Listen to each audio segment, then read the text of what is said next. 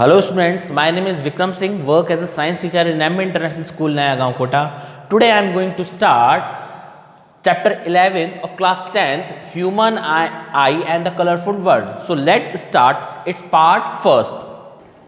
So students, in this chapter, we have start from the topic refraction of light through a prism.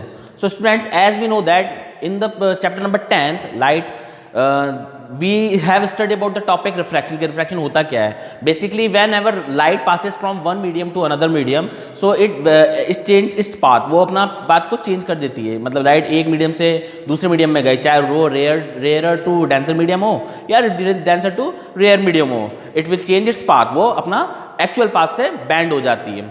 ठीक है, तो वही होता है अपना कब रिफ्रैक्शन. अब हम रिफ्रैक्शन किस में पढ़ेंगे? थ्रू अ प्रिज्म के अंदर. So first of all we should know that what is prism. Prism होता क्या है? Prism is a transparent refractive medium bonded by at least two lateral surfaces inclined to each other at a certain angle. Prism क्या है? Prism एक ऐसा transparent refractive medium होता है जिसकी दो सरफेसेस क्या होती हैं? लेटरल सरफेसेस होती हैं, और वो दोनों एक दूसरे की कैसी होती हैं? इंक्लाइंड होती हैं और एक सर्टेन एंगल बनाती हैं. It has two triangular bases and three rectangular lateral surface. और जो प्रिज्म होता है उसमें दो आपकी क्या होती है? ट्रायंगुलर बेसेस होते हैं दो, और तीन रेक्टेंगुलर लेटरल सरफेसेस होते हैं. The angle between two lateral surfaces is called angle of prism. और जो दो लेटरल सरफेस के बीच में जो एंगल बनता है प्रिज्म के अंदर, उसे हम किस नाम से जानते हैं? Angle of prism, and it is denoted by capital A. So students, here we can see that the refraction of light through a triangular glass prism. So here it is a triangular glass prism. In the diagram given above, a ray of light PQ is entering from air to glass. देखिए means incident light कौन सी आपकी? ये PQ. ठीक है, तो ये triangular का एक सरफेस हो गया AB, उस पर ये लाइट इंसिडेंट हो रही है आपकी PQ. तो ये हो गई आपकी इंसिडेंट लाइट, और इसमें मीडियम क्या दे रखा है? एयर टू ग्लास, क्योंकि प्रिज्म क्या है? एक ग्लास मीडियम है, और लाइट कहां से आ रही है? एयर से. From air to glass at the first surface AB.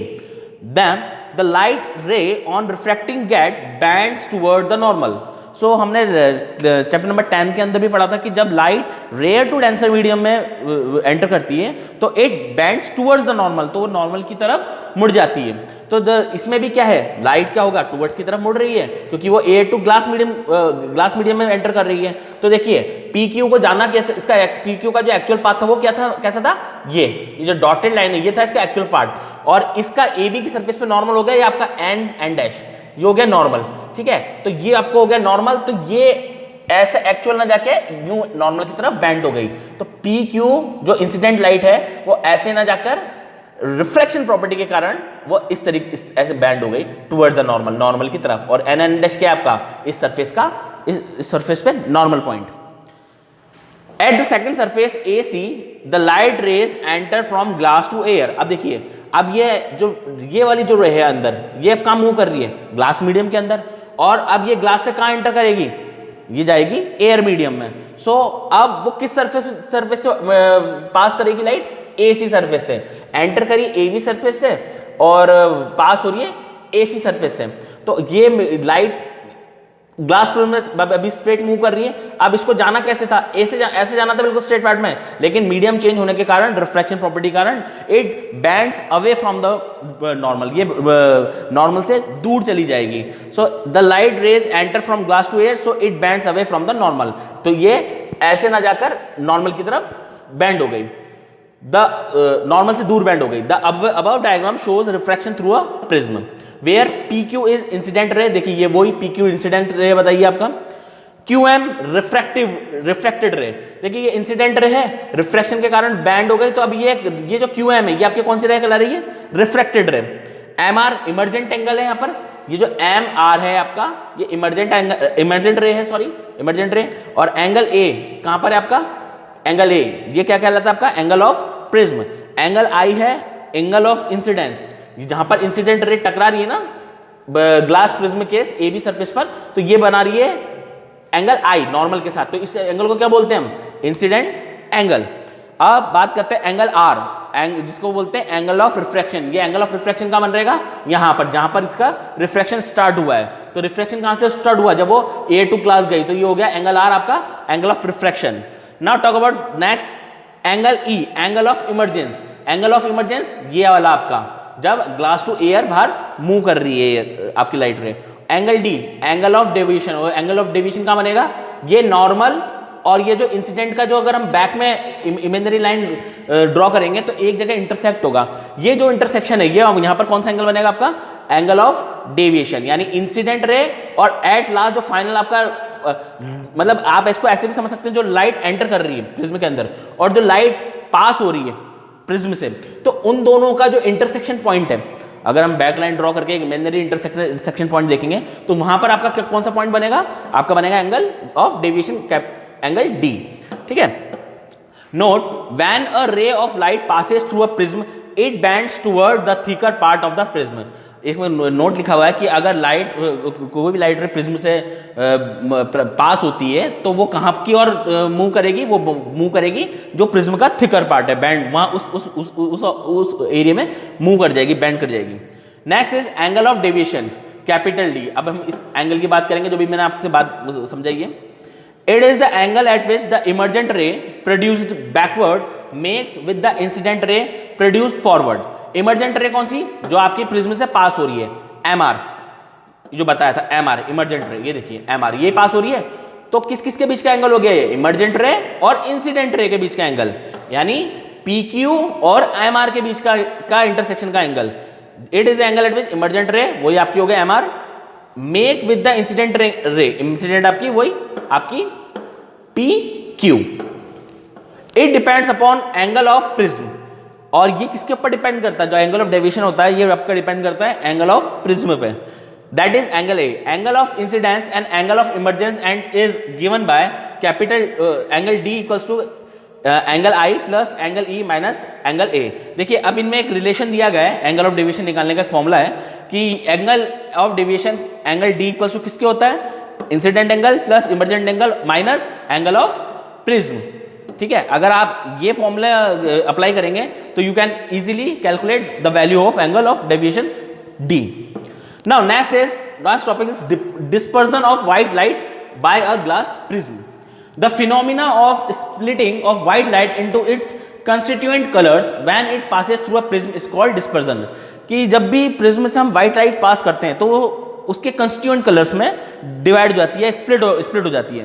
देखिए व्हाइट लाइट भी 7 कलर से मिलकर बनी होती है, तो जब भी व्हाइट कलर प्रिज्म से पास होगी वो अपने अपने कॉन्स्टिट्यूएंट्स कलर में स्प्लिट हो जाएगी। और ये जो फिनोमिना है स्प्लिट होने का कि white light red blue green अलग अलग येलो अलग अलग कलर में स्प्लिट्स हो गई, तो वो फिनोमिना कहलाएगा आपका डिस्पर्जन।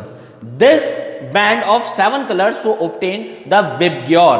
अब ये जो व्हाइट लाइट होता है जिसके कंस्टिट्यूएंट 7 कलर मैंने बोला, ये 7 कलर कौन से होते हैं, वो होते हैं विबग्योर। विबग्योर एक शॉर्ट फॉर्म है, फुल कलर्स का शॉर्ट फॉर्म है। फुल फॉर्म क्या होता है इसका, V means violet, I means indigo, B means blue, G means green, Y means yellow, O means orange, R मतलब red.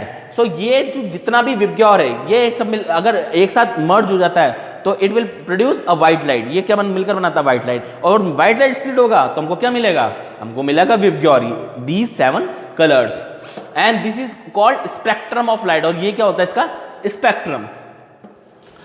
Isaac Newton was the first one to use a glass prism to obtain the spectrum of light। Isaac Newton जो scientist थे हमारे, उन्होंने सबसे पहले glass prism की help से light के स्पेक्ट्रम को ऑब्जर्व किया था।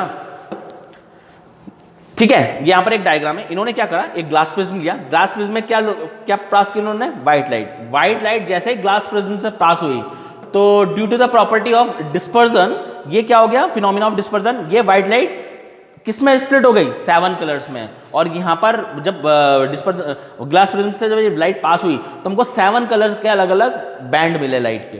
ठीक है, note, a similar band of 7 colours is produced when a beam of white light from an electric bulb fall and on a triangular glass prism. तो ये यहाँ पर नोट में भी यही बात की गई है कि अगर हम बल्ब के भी जो व्हाइट कलर है उसको हम प्रिज्म से पे एमिट करेंगे तो हमको ये 7 कलर्स के डिफरेंट बैंड मिलेंगे।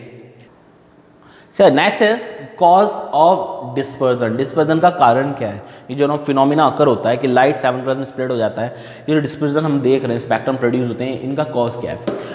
Light rays of different colours travels with the same speed in vacuum and air, but in any other medium they travels with different speed and bend through different angles which leads to the dispersion of light. देखिए light जो होता है, light या light के जितने भी different colours हो गए, वेवगॉर की अगर हम बात करें तो वो उनकी वैक्यूम और एयर में स्पीड क्या होती है, सेम होती है, यानी रेड की भी वही रहेगी, ब्लू की भी वही रहेगी, वॉयलेट की भी वही रहेगी। लेकिन अगर इन वैक्यूम और एयर के अलावा वो किसी एक पर्टिकुलर मीडियम में ट्रैवल कर रहे हैं, अगर ये कलर्स या ये लाइट ट्रैवल कर रही है हमारी, तो इन सभी कलर की जो स्पीड होगी ये डिफरेंट होगी और इनका जो बैंड होने का जो डेविएशन एंगल होगा ये भी डिफरेंट होगा, यानी डिफरेंट एंगल से ये लाइट के जो स्पेक्ट्रम्स हैं ये डिफरेंट एंगल से बैंड हो जाएंगे और इनकी स्पीड भी डिफरेंट रहेगी। So which leads to the dispersion of light, जिससे कि क्या कर होगा, कौन सा फिनोमेना कर होगा, डिस्पर्जन का। तो कहने का मतलब ये इनका जो डिफरेंट बैंड से डेविएशन से बैंड होना कलर्स का और डिफरेंट स्पेक्ट्रम की डिफरेंट स्पीड होना ही डिस्पर्जन का मेन कॉज है। Red light has the maximum wavelength and violet light has the minimum wavelength. देखिए लाइट का जो व्हाइट लाइट का जो एक कलर स्पेक्ट्रम की बात करें रेड, तो रेड का जो वेवलेंथ होता है वो सबसे मैक्सिमम होता है और वॉयलेट का जो वेवलेंथ होता है वो सबसे मिनिमम होता है, यानी 7 कलर्स में रेड कलर का वेवलेंथ सबसे मैक्सिमम होगा और वॉयलेट कलर का वेवलेंथ सबसे मिनिमम होगा। So in any medium red light travel fastest and deviates least. इसलिए किसी भी मीडियम में जो रेड कलर होता है वो सबसे फास्टेस्ट ट्रेवल करता है और डेविएट्स लीस्ट मतलब सबसे कम एंगल से डेविएशन बैंड होगा, है ना। While violet light travel slow है, जबकि वॉयलेट जो कलर है वो सबसे स्लोएस्ट ट्रेवल करता है एंड डेविएट्स मैक्सिमम और बहुत ज़्यादा एंगल से बैंड होता है। अब इस रिलेशन को हम इस तरीके से भी समझ सकते हैं कि wavelength is directly proportional to the velocity and both wavelength and velocity is inversely proportional to the 1/, deviation means क्या है कि जिसका वेवलेंथ ज्यादा है उसकी वेलोसिटी भी ज्यादा होगी और वेलोसिटी ज्यादा होगी लेकिन और उसका जो डेविएशन होगा यानी उसका जो बैंड होने का जो नेचर है वो कम होगा, और जिसकी वेवलेंथ कम है उसकी वेलोसिटी भी क्या होगी, कम होगी, मतलब मीडियम के अंदर उसकी स्पीड भी कम होगी। और अब मीडियम के अंदर स्पीड कम है तो मतलब जो डेविएशन है वो ज्यादा होगा क्योंकि रेसिप्रोकल है, मीन्स वो मैक्सिमम एंगल से डेविएट होगी अपने एक्चुअल पाथ से। Thank you.